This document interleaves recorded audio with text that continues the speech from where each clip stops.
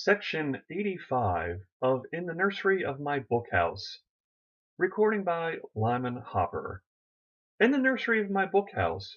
Edited by Olive Beaupre Miller. The Ass and the Lion Skin. An ass once found a lion skin which had been left out in the sun to dry.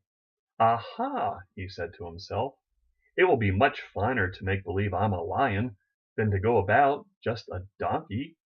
So he dressed himself up in the lion skin and went back toward the village where he lived. Soon, on the country roads, he began to meet the people of the town. Seeing him come lumbering toward them, they thought him truly a lion, and all ran away from him as fast as their legs could go. Some were carrying great bundles on their heads, but they turned around and ran, their bundles falling this way and that. Some were driving wagons or carts, but they sprang to the ground with a shriek, left everything, and fled.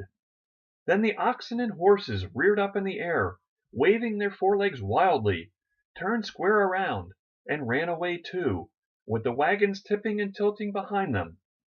Men, women, children, dogs, horses, cats, oxen, sheep, and even the pigs all kicked up their heels and fell over each other. Shrieking, barking, bellowing, squealing, they ran up the dusty road. Proud was the ass that day. He crouched like a lion, he sprang, he chased. What sport he was having! Almost he thought he was really a lion. But at last, wishing to seem even more like the king of beasts, he said to himself, "I'll roar, and I'll roar, and I'll roar. Then they'll think I'm the fiercest lion that ever came out of the forest. I'll have my own way in the village and drive men and beasts wherever I choose." So he lifted up his voice with all its strength, but alas, instead of roaring, he let out a loud, ridiculous bray. "Ee-haw! Ee-haw! Ee-haw!" The people stopped running away at once. "Why, he's only an ass in a lion's skin," they cried, and they picked up sticks and ran after him. Then it was his turn to kick up his heels and run. But it was all of no use. He could not get away.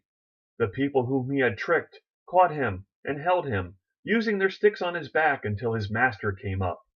Then his master turned him out of the lion's skin in a twinkling, and amid the jeers of all, led him back to his proper business of carrying loads. Shortly afterwards, a fox came up to the ass and said, "Ah, you gave away the secret of who you were by your voice. He who pretends to be something he is not will always, sooner or later, give away the truth." End of chapter 85. Recording by Lyman Hopper.